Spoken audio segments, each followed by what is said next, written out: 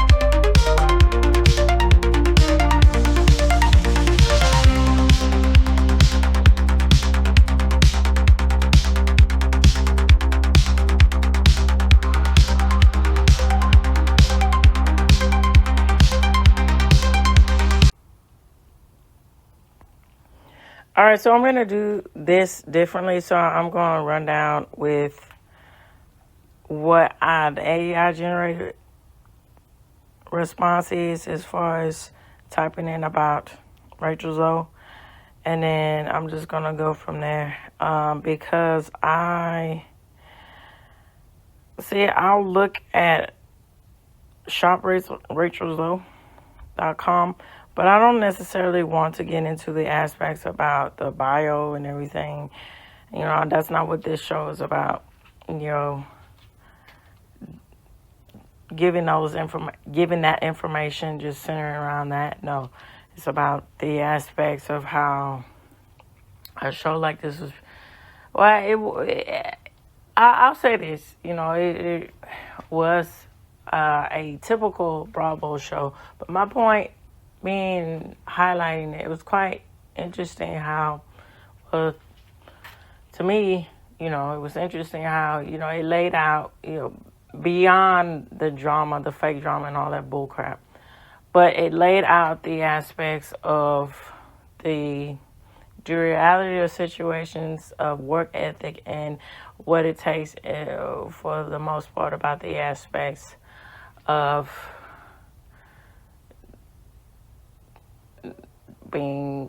creating a clothing line and how that translates to being a stylist and what the process of that is and how that works. And also the aspects is quite interesting before I get into everything in the aspects about with celebrity and then Hollywood and all that stuff, how that, if you let it, that can get to you.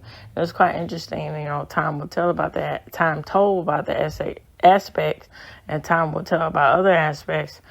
And, it's quite interesting, too, with, mentioning, for instance, a Harvey Weinstein party and so forth, and then so on. And then the aspects of, why does that have to be, my point of view, why does that have to be where you have to smooch with so many people in order to,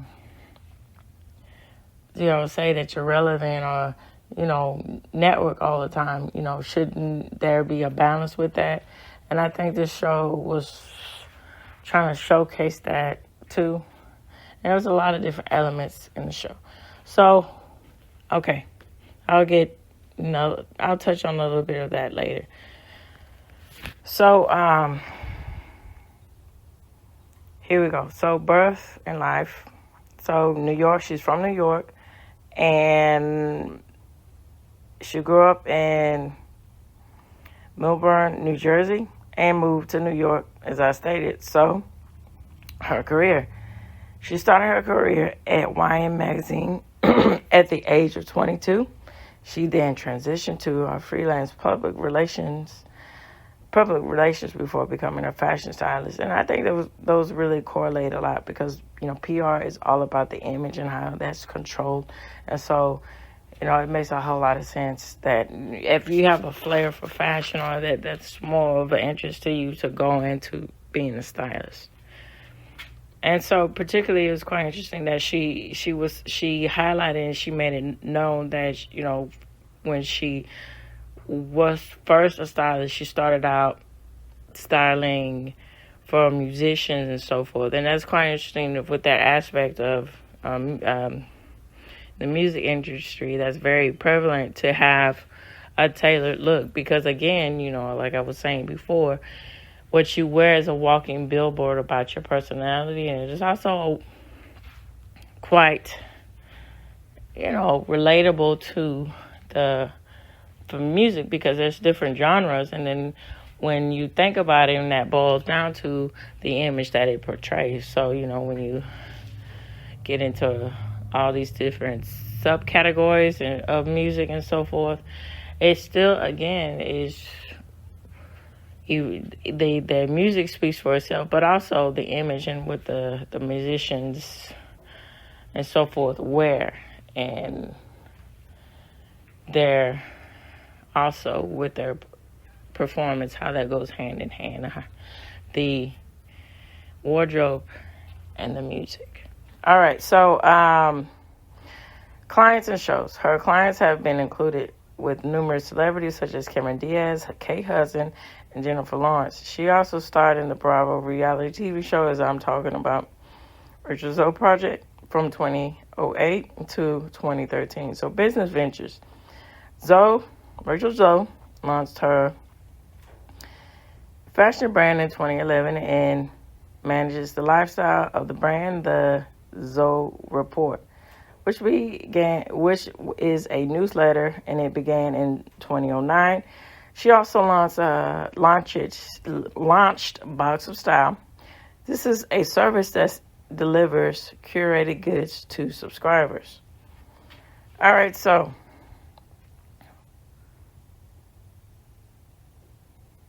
philanthropy and advocacy. All right, so she also, to add on to that, she's also married with a son. All right, so Rachel Zoe emphasizes the importance of supporting and championing women in all stages of their career, reflecting on their own journey and the lack of support she initially experienced. All right, so I'm going to extend on that as far as I'm going to wrap all these things up and then extend on this aspects of what I just said about the philanthropy and tongue tied here. Sorry, guys. Being an advocate there, and how what that translates, and I just give my thoughts on it here. All right, here we go. Okay, so my thoughts. So I think that's a good venture to do, especially in business, with the aspects of from what it's talking about when Rachel Zoe was saying about the aspects of being an advocate for women in business. But also it's another thing too to look at it that for what it is.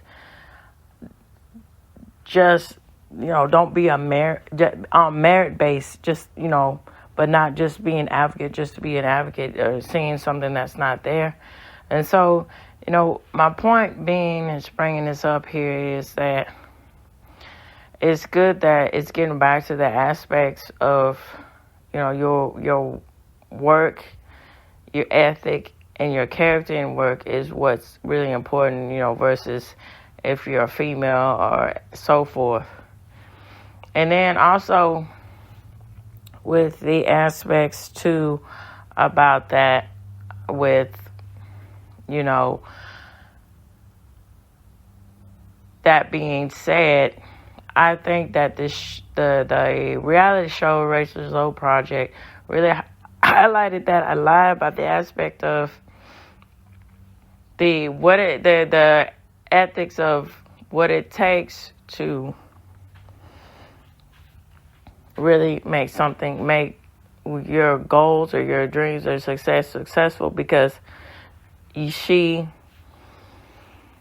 was constantly working in the show, building a strategy, getting out there, talking to people, and so forth, being there for her clients, and then trying to balance everything. And also, that did take a toll in two ways, even though it was hyped up with the drama, but you don't know per se exactly what was happening behind the scenes, in real life. But with the aspects of that being said, now I think it's very important to highlight the aspect that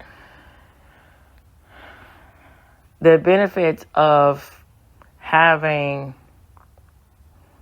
a strong relationship, particularly with a marriage, and then having your husband or your wife or your spouse supporting you in your ventures, but also, railing you down and showing you the reality of situations of what you have to do to be even more successful. And that was prevalent a lot in the show. For instance, her husband would pinpoint and highlight different aspects of how she can scale down or do things or change things in the move of the company in order to be more progressive in her pursuits, or be more, even more, branch out even more with her goals. And I think that from with him taking over the business side of it, it helped her really rein her focus in on the aspects of where she wanted to go next, career-wise. And so I think that had a lot to do with the aspects of her venturing out, not only just being that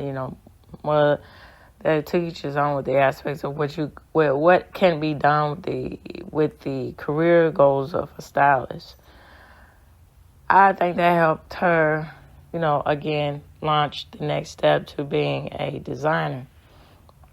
And I think it's quite interesting how the aspects of the process of that went in the reality show. So it went from the aspects of, from what I understand, with the branding of it, her logo on something that was already made or a company that liked her style efforts and liked her brand, her visions of what she did with styling. And she just puts her label on it, and they go from there. And then she went beyond that to have her own high-end line and have her own material, showcase her own fashion show and so forth. And that promoted a whole lot of staying power for her in the fashion world. And then I think it was also interesting, too, how I was appreciative when it was showcasing that with the aspects of showing the business end of harsh decisions that you have to make for yourself personally versus what the someone in the company might say, or the heads of who, in her case, of the sellers of Bloomingdale's and so forth, what they think. So, okay, for instance, what am I talking about? So there specifically was a type of dress. I think it was maxi dress or something like that here. And so that is a signature look that Rachel Zoe likes to wear. And so, in the American side of Bloomingdale's, they were advising her on the clothing, well, the buying end of it. That I don't think that's a good idea because they don't sell all that well. So, that's not, really stock up a whole lot in it. And so that disappointed her because she understood the versatility of wearing a maxi dress here and what they can bring. And then that is she, suitable and appropriate for a lot of different occasions or so forth in a woman's life here. And when she did her runway show and everything, and it was stuff that people were asking for, they weren't on in her stores, and then internationally they were asking for maxi dresses more. She had to make the decision to talk to them, but also respectively to help them understand that it's important for you to communicate these things with me because the customers are important. They come first, and that should be taken care of. And that's something to take notice of too, and that's a good ethic. Those are really good ethics to have when you're running a business. And of course, on the outside looking in, it's a typical trope to have, in reality, particularly when you get into the shows like this, which I will, expand on later on, throughout the years, sprinkle it in different shows. But, reality shows like this, they really showcase that aspects of, I am captain of my energy, and here I am to show you the ways of your errors and so forth. But it was just a nice, different edge to solely focus. The show solely focuses in on Rachel Zoe and her business, and her then trying to showcase her authenticity or her originality with her line and so forth, and what her visions or what she thinks about as far as the aspects of fashion and so forth. All right, so I'm going to wrap up and talk about an article that, well, I guess you could say article per se, but it's more in depth with her and her visions and so forth, because it's one of those things, particularly with her being so connected or plugged into Hollywood and celebrity, that most of the stuff that I was finding, it was either a biography. It wasn't really essentially what I'm talking about here, getting my point here across, is that it didn't just give a factual aspect of the business details of everything, and just mainly focus on the, personal aspects and so forth. So I think what I'm about to read is a really good in-depth analysis or a balance of everything. All right, here we go. All right. And of course, this source will be provided for you. All right, so let's just get right in. So it says, famous for being a big-name stylist to the stars, Rachel Zoe began to be a celebrity in her own right after her own success of her reality TV show, The Rachel Zoe Project, on Bravo. So, as a stylist with impeccable taste, Zoe lived and breathed fashion from the moment she moved to Los Angeles to dress the stars. Some of her clients, as I was saying, Kate Hudson, Nicole Richie, and Cameron Diaz. So, determined to make a bigger name for herself, she started on her popular reality show before trying her hand at designing.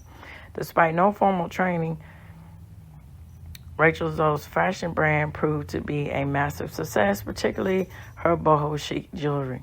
And yeah, she made that very prevalent to that she really likes the aesthetic of the mod boho chic look, which is, again, as I was stating before, and casual wear on Wednesday, where that gives a sort of classic chic modern international feel to it, to where it's very youthful, but at the same time it's quite sophisticated. It's just like more I'm speaking from my point of view here. This is how I perceive the mod look. It's like a more playful version of film noir type of style, you know. All right, so particularly her boho chic jewelry, flowing handbags, and footwear, always front row and center at the biggest runway shows. Zoe became a beloved fixture in virtually every facet of the fashion industry. So, by the mid to late 1990s, Zoe was landing clients who entrusted her personal style with her. They entrusted her. She moved to Los Angeles and became a stylist. And it says later under Zoe, it went from Nicole Richie, that is, this is the PR background of her. She changed her personality with how she styled her, and she started to look more glamorous and so forth.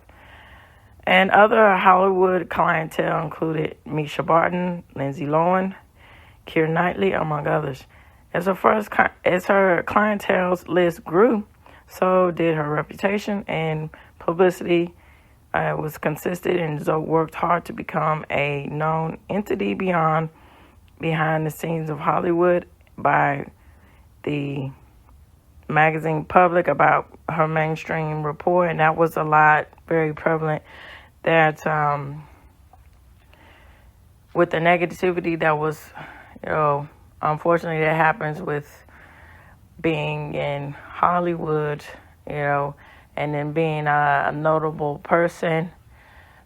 Controversy happens, and she was trying her best to find a balance within that. And then her work ethic was trying to prove the point of that, let's get beyond gossip stuff and let's focus in on my style, what I made a name for myself, and then eventually my clothing line and so forth. All right, it was her work restyling that put Zoe on the map, while many of her clients were extremely thin, giving Zoe the first bad press, as I was saying, and it abstained to give her, again, with the aspect of her appearance that, negative connotations. So,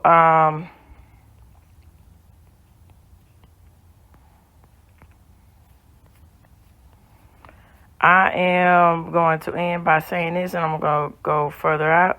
So here we go. So while still appearing on the reality program, Zoe started the Zoe Report in 2009. So this online newsletter offered all of her latest fashion trends and advice to would-be fashionista fans of the Zoe Bohemian style. And I think she also does podcasts now. So Zoe collaborates with a variety of major players. She designed a handbag line with Judith Lieber, which is quite high-end, particularly with the aspects of being avant-garde and the aesthetics of how these handbags look. All right, so I would, equated Judith Lieber with the aspects of the vintage, the traditional Tiffany lamps and so forth, the Tiffany company, when they were producing these lamps, how intricate and delicate they looked, and how stylish and posh and polished they were. They are and were, and I think these bags hold up with the same light here. All right, so it became a spokesperson on top of that for Samsung, the Blackjack cell phone campaign, and consulted for Gap's shoe and handbag lines. So in 2010, she stuck her toe in the designing pond by launching her first fashion collection called Luxe Rachel Zoe collection. This collection consisted of jewelry, handbags, sunglasses, and scarves, which was sold on QVC. All right, so the capsule collection was so successful, Zoe decided to design full time.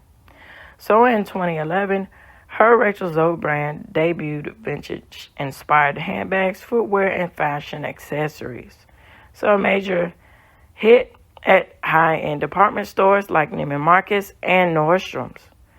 Zoe drove into jewelry design a year later. So one of her defining personal looks was her bangle bracelets, oversized dangling earrings, and multiple pendant necklaces worn simultaneously. Not surprisingly, the jewelry line sales skyrocketed. She eventually added women's ready-to-wear, which was caped with everything Zoe wore herself. Her brand continues to grow, and it continues to grow, and it sees sales increasing in all the past years. And they're quite lavish looking here with her brand here. All right, so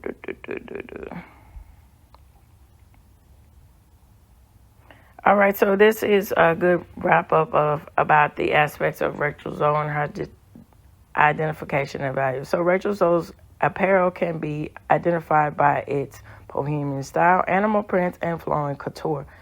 Her added touches like fringe and faux fur were commonplace. She is most famous for her calf-like gowns, wide-leg pants, tuxedo jackets, and faux fur vests. Jewelry-wise, her gypsy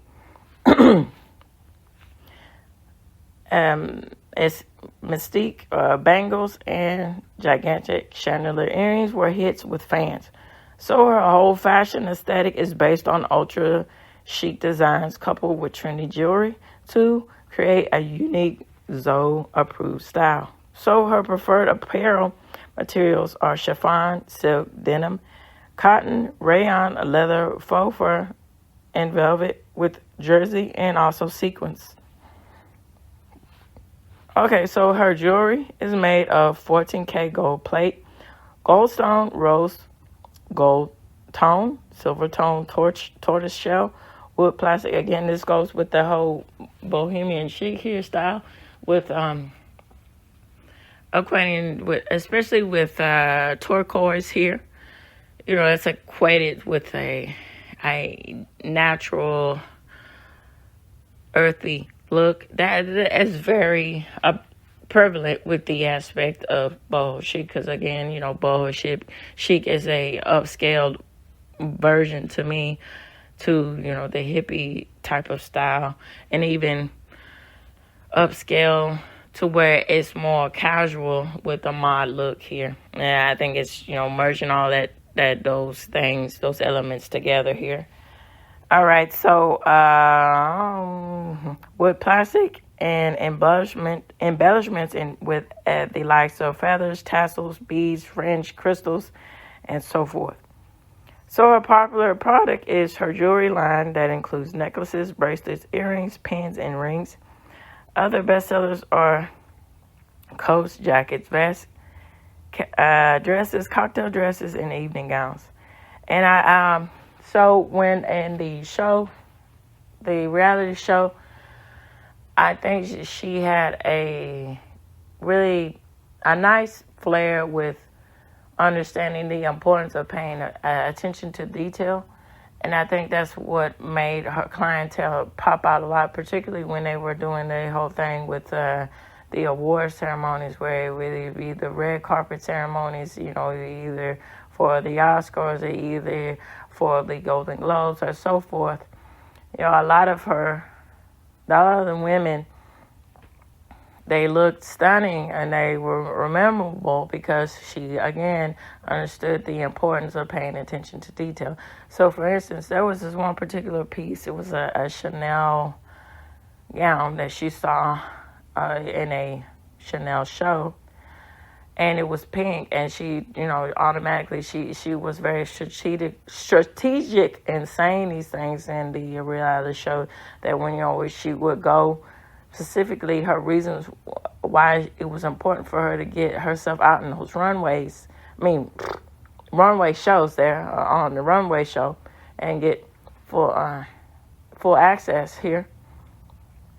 And so she can know what is best suited for her clients.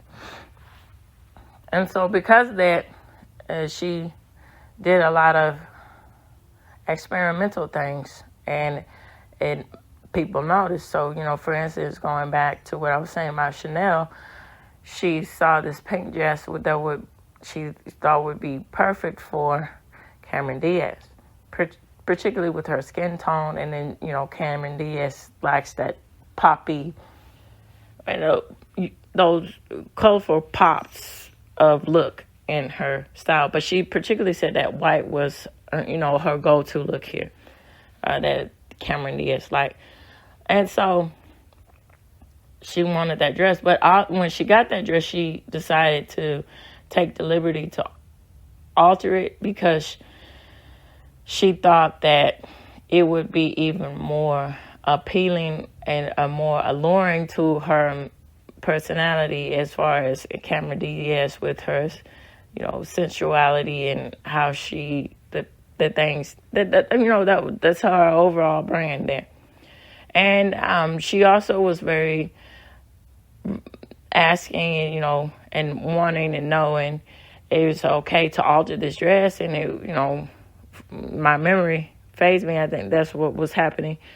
So she altered the dress, and then, you know, she took off one sleeve on the dress, and it worked. And, you know, that's something to really consider a lot about how, you know, she stands out, I think, personally, you know, with the aspects of, you know, merging where that, you know, you're bartering on.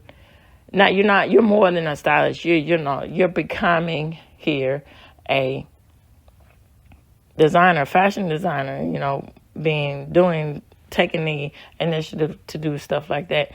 And I think that's why it was only natural for her to eventually have her, you know, fashion line here. Okay, so that, handbags, backpacks, watches, sunglasses, tabletops, and home decor. And yeah, that was showcased a lot, you know, towards the end of the season of the show, with the aspects of home decor, because, you know, she was particularly, initially was just only high-end luxury clothing and so forth. And then, you know, how that's, you know, of course it's fake reality here. But, you know, he just inadvertently, one of some guy that decided to be part of the Rachel Zoe team came in, and he, you know, oddly enough, as they tried to spin it, he just wanted to, you know, be and make his mark and impress Rachel Zoe. But his background here was home design. He was a furniture maker. And so he was initially saying, oh, you know, I think she should take that vision and to going home with home decor. And they were like, no, you know, her husband and her, and they were like, no, we're not in the business of doing that yet. We got to, you know, launch it out. And it's funny how eventually, you know, she's in home decor. It's something to think about there. But it's just quite interesting, too, how, I don't know, you just take it for what it is here. And then, you know, I guess she was taking it for what it is, whatever. And marketing and testing the waters, you know, that could be a business strategy, you know, smart thing to do. is not very, that's, being very, that's really crossing the line there too with that whole aspects of being forefront, too. But I don't know. It's something to think about how that all played out, that now her brand is in home decor along with fashion, initially women's fashion that she made her name off of. All right, so I'd like to know what your thoughts are about my aspects of talking about fashion in the month of January, or questions, comments, concern about it. I'd like to know what your aspects about the reality TV shows like this, particularly fashion reality TV shows, particularly business reality TV shows, and so forth. Feel free to reach out to me. And as I was saying, this is the wrap up for this month about style. But I'm going to continue out talking about style on Fridays until I get into the next part of talking about the cultural impact of literature on Fridays. And then, as appreciation for all you listeners out there to, sitting around the cities, countries, about fashion and literature and so forth, and music, and maybe music, that's up in the air, but other aspects of what I think is, a vital thing that's important to, look at for the aspects of what that says to a culture or society, and having its importance or not so importance of what that brings to the table here. All right, with all of that said, this reaches the end of the Harboring Light. Tune in, turn up, and absolutely take care. Bye-bye for now.